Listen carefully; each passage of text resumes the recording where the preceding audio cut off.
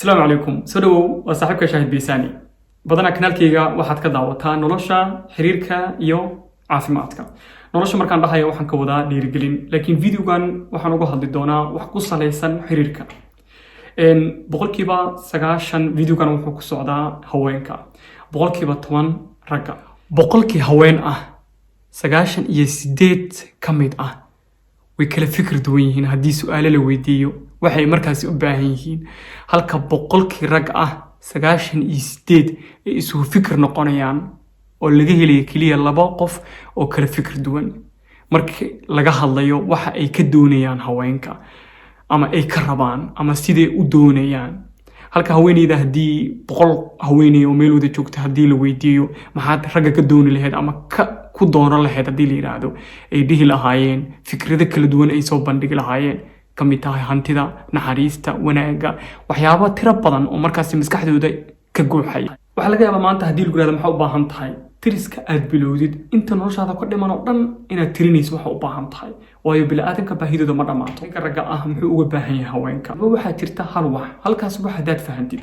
xaalad walba oo markaas xiriirkaaga uu ku jiro waxay ku soo gabagabowaysaa isfahan aad u qor hadaba hadii haweenku mar kala fikir duwan yihiin taa micnaheedu ma aha in fikir duwanaanshahaasi ay tahay wax xun qof walba inuu fikir gooni ah leeyahay waa wax wanaagsan laakiin fikrada ayaa kala darajo sareeya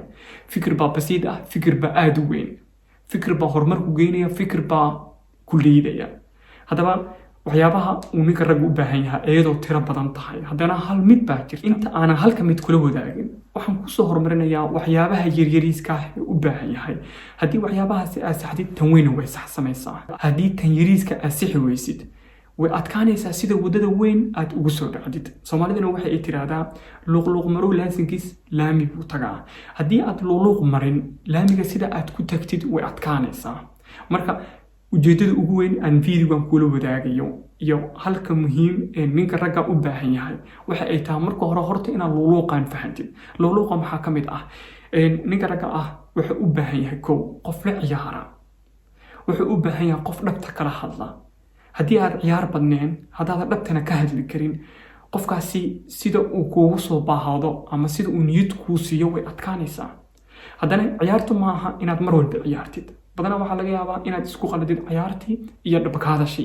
qofkana ciyaar uu baahan yahay laakiin goorma u baahan yahay qofkana dhabkaada uu baahan yahay laakiin goorma u baahan yahay oo marka adigu kala garanaysid hadii marka aad ciyaaraysid ay dhabka tahay laakiin aad qoslaysid qofkana dhabka ma soo qaadi karo waayo qofka wajigiisa ayaa laga dheedaa waxa uu baahan yahay hadii aan xanaaqsanahay tusaale ahaan maanta oo aan xanaaq video ku soo duubo isla markuu waa dareemaysaa hadaa dhoola cadeen ku soo duubo isla markuu waa dareemaysaa waayo halka wax ka dareemaysaa waxay tahay wajigayga way ma aha qalbigayga adiguna qalbigaaga qofkan kuma jiro hadaad dhabka ka hadlaysid ha qoslin sida dhabta ah uga hadal runta u sheeg arrintu inay dhabta dareensi adiga oo shucuurtaada kor u qaadeen laakiin dareensiinaya laakiin adoo qoslaya hadii aad hadalku u sheegtid qofkaani hadalkaaga waxba kama soo qaadayo hadhootuna waxa dhacayso inaad dareentid inuu ku fahmeenin laakiin markay dhabtaadu tahay hadaad dhabta u sheegtid way fududaanaysaa inuu ku fahmo wax walbana sidii la rabay wadadeedii buu u marayaa talabaadna waxa ay tahay ku tirsanaan weliga qofka ha ku tirsanaan waxa kala saarta ku tirsanaan iyo mas'uuliyad qofkaani mas'uul buu ka yahay mas'uulku waxa ay tahay hadaad xanuunsatid buu mas'uul ka yahay in caafimaadkaaga uu ka warhayo in waxaad u baahan tahay markaasi baahi ku hayso inuu ku siiyo waayo gurigaagii wuxuu kaaga soo kaxeeyay inuu adigu naftaada masruufo in naftaada uu macnaha dii waxay markaas u baahato inuu siiyo guriga kaaga ma soo kaxeynin inaad asiga ku tirsanaatid inaad wax walba ka sugtid farxadda waa inaad samaysataa waa in macnaha wax markaas hobby ku ah adiga maalinta aad ku mashquulayso waa inaad samaysataa ayada asiga ka sugin haddii aad fikirkaaga gooni ku yahay farxaddaada gooni ku tahay waxyaabo markaas maalinlaha aad ku mashquuli kartid waxa ka degaya culays markaas waayo qofku markii uu haweeney guursado ama xiriir uu la leeyahay niyadiisu waxa ku programayso qofkaani inuu mas'uul ka yahay qofkaani inuu asiga dhan macnaha dee maamulayo markuu uu maamulayo waxa dhacaysa adiguna aad istiraado oo asaa ku maamulaya asaa macnaha ku tirsanaanaya marka aad tiraahdid waxa dhacayso haduu fikir u baahdo inuusan adiga ku soo raadsanin haduu farxad u baahdo inuusan adiga ku soo raadsan waayo asaa ka sugaysaa farxadii asaa fikirka ka sugaysaa laba qof baa kala tihiin hal qof ma tihiin laba qof baa kala tihiin laba qof markaa tihiin waxa noqonaysaa team tiim markaa noqotaan hadhowti markuu fikir baado ada usoo bandhigay wuu kuu imaanaya wuxuu ku leeyahay arrintaas ayaa igu taagan kadibna tala siinaysaa kadibna barnaamij baa usoo bandhigaysaa laakiin haddaa asiga ku tiirsan tahay waxa uu kaa soo qaadayaa in waxba aadan adigu haynin waxa uu raadinayaa qof kale uu fikir ka raadiyo waxa uu raadinayaa qof kale oo farxad macnaha deysiiya taas ayaa keenta mararka qaar in isfahanku uu yaraado ku tiirsanaan iyo mas-uuliyad laba ayay kala tahay qofku mas-uul wuu kaa yahay laakiin noloshaada ha ku tiirinin qodobka saddexaad ee ninka rag u baahan yahay waxay tahay haweeney bilic leh maalintii uu qofkaani kusoo dooranayay ama kusoo raadsanayay uu kaa daba ordayay bilic baa lahayd laakiin markaa muddo wada sheekaysateen isdhex gasheen isfahanteen haddii aad bilicdaada ka tagtay taa micnaheedu ay tahay qof baa haysataa berina wuu kaa tegayaa waayo shalay wuxuu uu kugu soo raadsaday waxay ahayd bilicdina adaa ka tegay marka mar walba waxaad joogtaysaa bilicdaada qofkan haddii uu ku qabo xataa haddii aad guri wada degan tihiin haddii aad kala maqan tihiin oo aad telefoon ku wada xiriirtaan oo video ku wada xiriirtaan taa micnaheedu ma aha qofkan haddii uu ku qabo in adoo madax qaawan oo kala daadsan inaad isla markii hore kasoo bandhigaysid noloshaadii diracaad qabtay keliya taa micnaheedu ma aha in qofkani uu kuu aamino waa qofkiigii laakiin adiga hataa bilicdaada muujisid qofkani wuxuu xiiseynayaa beri inuu kusoo waco hatane beri dambe inuu kusoo waco inuu kusoo xiriiriyo laakiin adoo kala daadsan haddaad videoga koonka usoo galaysid adoo kala daadsan guriga hadduu imaanayo adoo kala daadsan hadduu mar walba ku arkayo waxa uu kaa soo qaadayaa shay ka mid ah guriga shaygaasi waxa ay tahay badanaa ninka ragga guriga markuu yimaado hadduu arka fanaanad markaasi nadiif ah wuu gashanayaa markuu soo qobane wuxuu ku tuurayaa armaajada ama meeshii dharka lagu tuurayay maalinta ay nadiif noqoto gashanayaa marka adigu maalinta aad bilicdaada dib usoo celisay laga yaabo inuu kugu soo xiiso marka si mar walbaba uu kugu xiiso mar walba bilicdaada ka fikir xitaa haddaa mar walba bilicdaada ka fikirtid naftaada ayaa kor u kacayso waxaa ku mashquulshid baa markaa helaysaa oo waqtigaaga aad gelisid inta asiga ku mashquuleed isku tiiri lahayd qodobka ugu muhiimsan ee afaraad waxa uu yahay oo nin walba ku hamiyo niyadda ku hayo waxay tahay xushmadda horta xushmadda qof walba wuu u baahan yahay ama haweeney ha noqoto ama nin raga laakiin waa la kala badan yahay qofka haweeneyda waxaa laga yaabaa in aysan xushmad niyaddeeda ku haynin ee ku haysan naxariis wanaag qalbi macnaha haddii qofku inuu usoo bandhigo xiiseen rabitaan waxyaabahaasoo kale inay niyaddeeda ku hayso laakiin ninka ragga mar walba waxa uu ku fikiraa haweeney